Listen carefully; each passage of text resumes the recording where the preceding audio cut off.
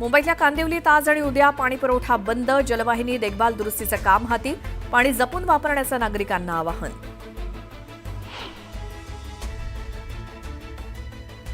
राज्यात यंदा मलेरिया डेंग्यूचं संकट गडद, रुग्ण वाढण्याची भीती, 3 वर्षात 60,000हून अधिक रुग्ण.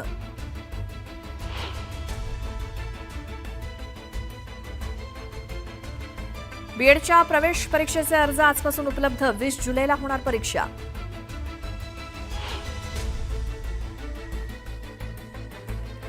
सीए परीक्षेचं वेळापत्रक जाहीर, 3 ते 22 सप्टेंबर दरम्यान होणार परीक्षा, 18 जुलैपर्यंत करता येणार अर्ज.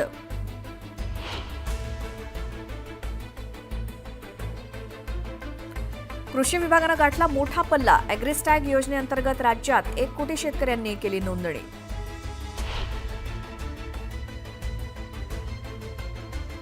भारतीय डाक विभागानं आता पत्ता शोधणारी डिजिपिन ही नवीन प्रणाली जारी केली. कोणत्याही ठिकाणचा पत्ता अचूकपणे मिळणार.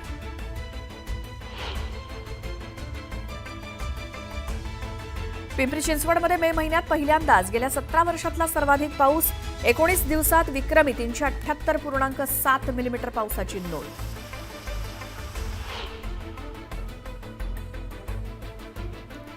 रायगड किल्ल्याच्या बांधकामाबद्दल पहिल्यांदाच महत्त्वाचा पुरावा समोर, पुरातत्व विभागाच्या उत्खनन कार्यादरम्यान खगोलशास्त्रीय उपकरण यंत्रराज सापडलं.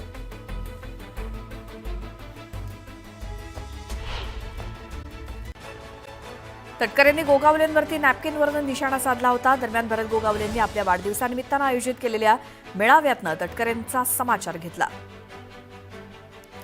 तर भोकरमधील प्रहारचे तालुकाध्यक्ष शेखर कुंटे आणि ओबीसी नेते नामदेव ऐलवाड यांच्यामधील ऑडिओ क्लिप समोर आली आहे. आमच्या उमेदवाराला माघार घेण्यासाठी लक्ष्मण हाके यांचा दबाव होता असं शेखर कुंटे म्हणाले. आर्थिक तडजोड करून अर्ज मागे घेतला असंही ते म्हणाले. विधानसभा निवडणुकीत हाकेंनी ओबीसी उमेदवारांना उभं करून तोडपाणी केली. लोहा मतदारसंघानंतर भोकरमध्ये उमेदवारांकडून पैसे घेऊन हाकेंनी ओबीसी उमेदवारांना माघार घ्यायला लावली. ऑडिओ क्लिप ट्विट करत मिटकरींनी हा आरोप केलाय. ज्यावेळी लाडकी बहीण ही योजना आली त्यावेळेस आम्हाला जास्त वेळ मिळाला नाही. लगेचच निवडणुका आल्या, त्यामुळे तपासणी करण्यासाठी वेळ मिळाला नाही. आम्ही आवाहन केलं होतं, ज्यांना गरज आहे त्यांनीच याचा लाभ घ्यावा. मात्र आता दिलेले पैसे तर परत घेता येणार नाहीत. मात्र यावरती नक्की मार्ग काढू असं उपमुख्यमंत्री अजित पवार म्हणाले. शरद पवार आणि उपमुख्यमंत्री अजित पवार आज पुन्हा एक कार्यक्रमामध्ये एकत्र आलेत. वसंतदादा इन्स्टिट्यूटच्या कार्यक्रमात दोन्ही नेत्यांच्या खुर्च्या जवळ असल्यामुळे जोरदार चर्चांना उधाण आलं. पालकमंत्री पदावरनं काही अडलं का असं म्हणत नाशिकच्या पालकमंत्री पदाच्या प्रश्नावरती मुख्यमंत्री फडणवीसांनी सवाल विचारत उत्तर दिलं. माणिकराव कोकाटेंनी शेतकऱ्यांबाबत जपून बोलावं, काही गोष्टी मनात ठेवायच्या असतात. अजित पवारांनी माणिकराव कोकाटेंना हा सल्ला दिला. काँग्रेस पक्षाकडून कृषी मंत्री माणिकराव कोकाटे यांच्या राजीनाम्याची मागणी करण्यात आली. मुख्यमंत्री देवेंद्र फडणवीसांनी वाचाळवीरांना तंबी द्यावी असं काँग्रेस प्रवक्ते काकासाहेब कुलकर्णी म्हणाले. म्हशीचा की रेड्याचा बळी दिला हे पाहण्यापेक्षा पक्षातले आमदार कसे गेले हे पाहिलं असतं तर पक्ष टिकला असता अशा शब्दात संजय शिरसाट यांनी राऊतांना टोला लगावला. सांगलीच्या मिरजेत ते बोलत होते. कल्याणमध्ये ठाकरेंच्या शिवसेनेकडून ठाकरे बंधूंच्या एकत्र येण्याबाबत बॅनरबाजी करण्यात आली. कल्याण ग्रामीण आणि दिवा शहरातील प्रश्नांना वाचा फोडण्यासाठी एकत्र येण्याचं आवाहन करण्यात आलं. बॅनरवरती ठाकरे बंधूंचा एकत्रित फोटो लावण्यात आल्यामुळे जोरदार चर्चांना उधाण आलंय. हगवणे कुटुंबानं जेसीबी खरेदीमध्ये बंदुकीचा धाक दाखवत 11 लाखांची फसवणूक केल्याचं उघड झालं होतं. पोलिसांनी हा जेसीबी जप्त केला असून उद्या लता हगवणे आणि शशांक हगवणेचा पिंपरी म्हाळुंजे पोलीस ताबा घेणार आहेत. वैष्णवी हगवणे हुंडाबळी प्रकरणानंतर समाजातील चुकीच्या प्रथांना आळा घालण्यासाठी सकल मराठा समाजानं आक्रमक पाऊल उचलत आत्मपरीक्षण बैठक घेतली. या बैठकीत विवाहासाठी एक आचारसंहिता तयार करण्यात आली. सुनांचा छळ करणाऱ्यांची रोटीबेटीचा व्यवहार करणार नाही असा निर्धार करण्यात आलाय. निर्धारित कालावधी पूर्ण केलेल्या राज्यातील 249 पोलीस निरीक्षकांची बदली झाली. यात बुलढाण्यातील 7 पोलीस निरीक्षकांचा समावेश आहे. तर दुसरीकडे पोलीस अधीक्षक विश्व पानसरे यांची मुदतीआधीच बदली करण्यात आल्यामुळे त्यांनी कॅट न्यायालयात धाव घेत शासनाच्या आदेशावर स्थगिती मिळवली आहे. सोलापुरातील रेनगर आणि सानेगृह प्रकल्पातील लाभार्थ्यांना 17 कोटींचा कर माफ करण्यात आलाय.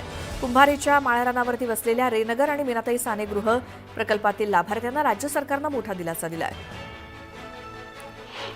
बीडच्या अंबाजोगाई इथल्या सेवानिवृत्त शिक्षिकेला मनी लॉन्ड्रिंग आणि अतिरेक्यांना फंडिंग केल्याचं सांगत चौकशीला सहकार्य करा असं म्हणत व्हॉट्सअप कॉलवरनं तब्बल 83 लाख रुपये हडपल्याचा प्रकार अंबाजोगाईत घडला. विश्वास नांगरे पाटील यांचं नाव घेत भामट्यानं फसवणूक केली. फेस टाईम कॉलमुळे निलेश चव्हाण ट्रेस झालाय. घटस्फोटीत मैत्रिणीला घेऊन फिरणं निलेश चव्हाणला महागात पडलं असून पिंपरी पोलिसांनी निलेश चव्हाणवर कारवाई केली.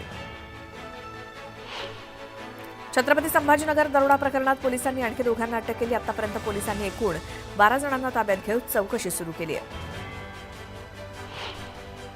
मुंबईमध्ये कस्टम्स अधिकाऱ्यांनी वन्यजीव तस्करी विरोधात मोठी कारवाई केली. थायलंडहून भारतामध्ये परदेशी सरडे आणणाऱ्याला मुंबई विमानतळावरून अटक झाली आहे. नाशिकच्या कुंभमेळ्याच्या तारखा जाहीर करण्यात आल्या आहेत. कुंभमेळ्यात 42 ते 45 पर्व स्नान होणार आहेत. 31 ऑक्टोबर 2026 पासून ते 24 जुलै 2028 पर्यंत कुंभमेळा सुरू राहणार आहे. कुंभमेळ्याच्या निमित्तानं 4,000 कोटी रुपयांच्या निविदा काढल्याची माहिती मुख्यमंत्री देवेंद्र फडणवीस यांनी दिली. तर जलसंपदा मंत्र्यांनी चांगली योजना तयार केल्याचं म्हणत फडणवीसांनी गिरीश महाजनांचं कौतुक केलं. फडणवीस यांनी मालेगावातील रस्त्यांची पाहणी करावी. ते फक्त कुंभमेळ्यात गुंतवून घेत असल्याचा आरोप संजय राऊतांनी केला. तर कुंभमेळ्यासाठी कुंभमेळा मंत्री दिल्याचं म्हणत महाजनांवरती सुद्धा टोला लगावला. यानंतर एक महत्त्वाची बातमी बघूयात. गेल्या काही दिवसांपासून आपल्या वादग्रस्त विधानांमुळे कृषी मंत्री माणिकराव कोकाटे चर्चेत आहेत. यावरनं त्यांच्यावरती जोरदार टीका होतीये. दुसरीकडे उपमुख्यमंत्री अजित पवारांनी सुद्धा कोकाटेंचे कान टोचलेत. नुकतेच त्यांनी कृषी मंत्रीपद म्हणजेच ओसाड गावची पाटीलकी असल्याचं म्हणत जाणीवपूर्वक आपल्याला हे खातं दिल्याचं विधान केलं होतं. त्यांच्या या विधानानंतर विरोधकांनी टीकेची झोड उठवली. दरम्यान या सगळ्या वादानंतर उपमुख्यमंत्री अजित पवारांनी मात्र माणिकराव कोकाटेंना काय सल्ला दिला बघा. त्याच्यामध्ये मागही माणिकरावांना सांगितलं की शेतकऱ्यांच्या बाबतीमध्ये असं वक्तव्य होता कामा नये. त्याच्यामध्ये आता शेवटी तो आपला बळीराजा आहे, तो लाखाचा पोशिंदा आहे. त्याच्यामध्ये सगळ्याच गोष्टी आता आम्हालाही माहिती आहे, आम्ही पण शेतकरी आहोत. परंतु काही गोष्टी बोलून कशाला दाखवायच्या, मनात ठेवायच्या. त्यांना अजून सवय नाही मनात ठेवायची, त्याच्यामुळे असले फार महाग. आता मला जास्त महागात पडतं.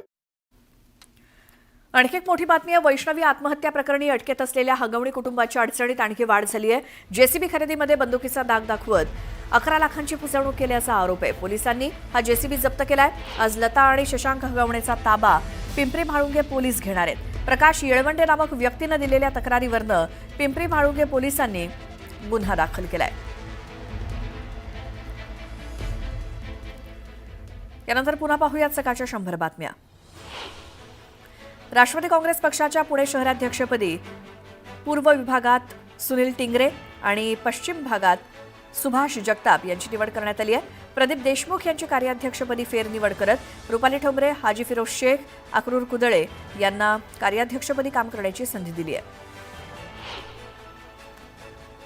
लांब पल्ल्याच्या प्रवासादरम्यान आगाऊ आरक्षण करणाऱ्या प्रवाशांना तिकीट दरामध्ये 15% सवलत देण्यात येणार आहे.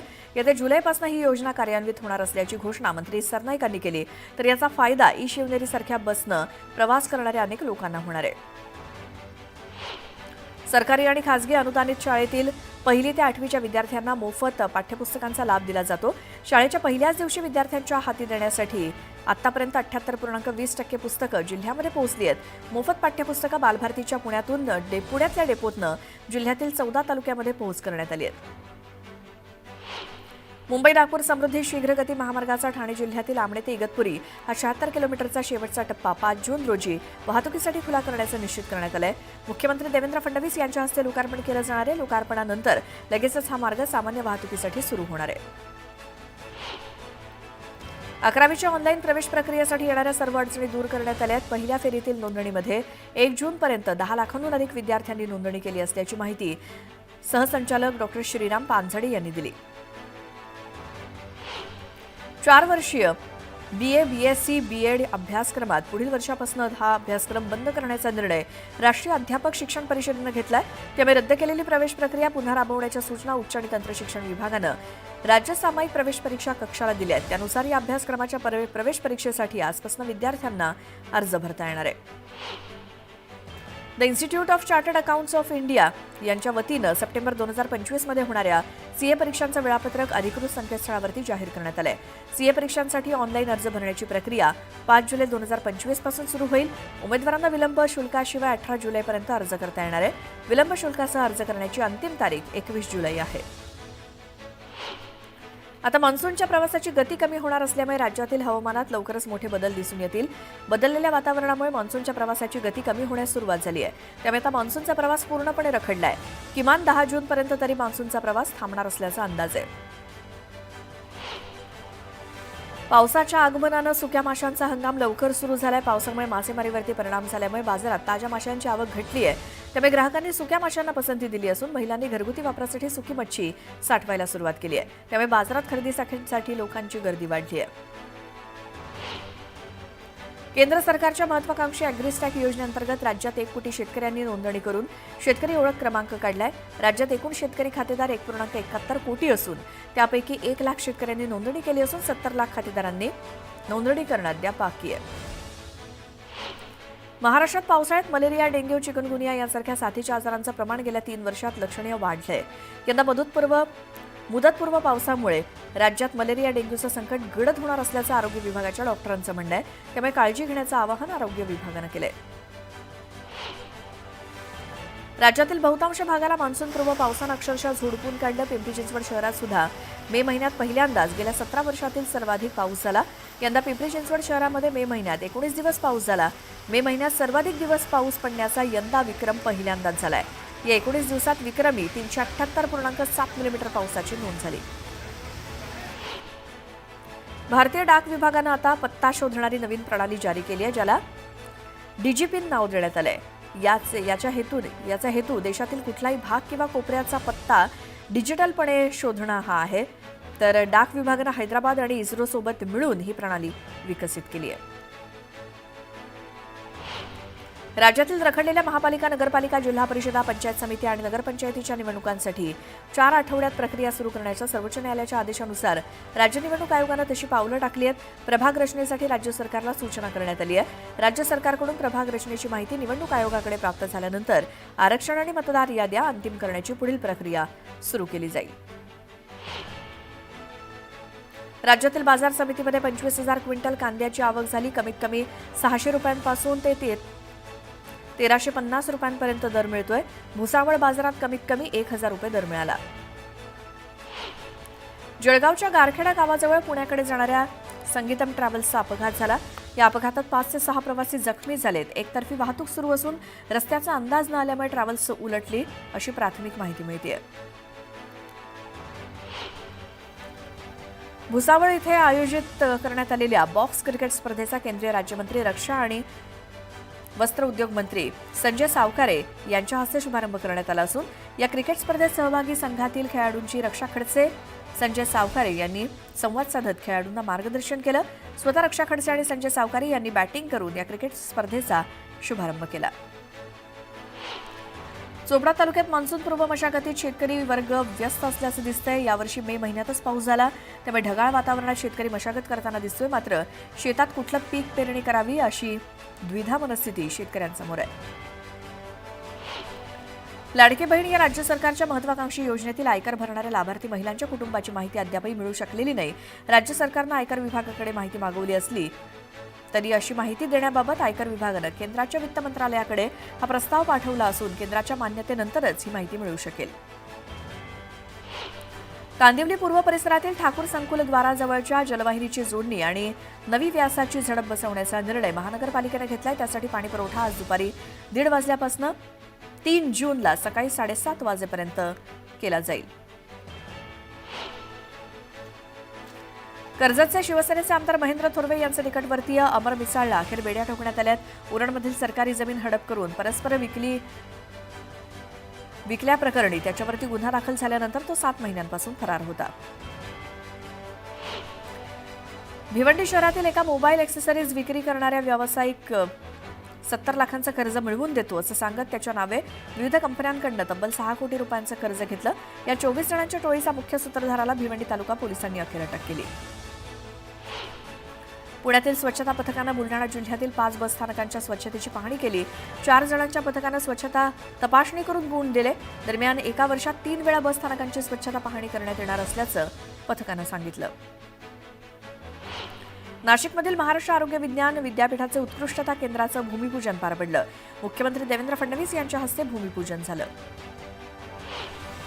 महाराष्ट्र राज्य मार्ग परिवहन महामंडळाच्या 77व्या वर्धापन दिनानिमित्तानं मुंबईतील यशवंत नाट्यगृह इथे मराठी बाणं सांस्कृतिक कार्यक्रम आयोजित करण्यात आला होता. परिवहन मंत्री प्रताप सरनाईकांच्या उपस्थितीत हा कार्यक्रम पार पडला.